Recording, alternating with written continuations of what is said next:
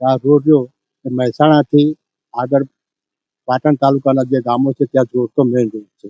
એની અંદર બસોની, પછી અમારા ગામની અંદરથી જે સસ્તા અનાજની દુકાન ચંદ્રોરામાં ચાલે છે, સસ્તા અનાજ લેવા જવા માટે પણ વાલીઓને બહુ જ તકલીફ પડે છે ગામના લોકોને. બીજું સ્કૂલના બાળકો, વેણપુરાથી સુરપુરા સ્કૂલની અંદર લગભગ 50 થી 55 જેવા બાળકો ભણવા જાય છે. તો બાળકોના પુસ્તકો, એમના ભવિષ્યમાં કોઈ બાળક ડૂબી જાય તો એની જવાબદારી કોણ? કેટલું પાણી ભરાય છે? લગભગ આ સમસ્યા તો છેલ્લા 5-6 વર્ષથી ચાલે છે, નિકાલ આવ્યો નથી. સમસ્યા સાહેબ, આ રોડ લગભગ 20 ગામને જોડતો અને આ રોડ ઉપરથી પાણી ભરાય પછી એસટીઓ બંધ થઈ જાય, કોઈ ડિલિવરી પ્રોબ્લેમ હોય તો કોઈ બહાર જઈ શકતા નથી.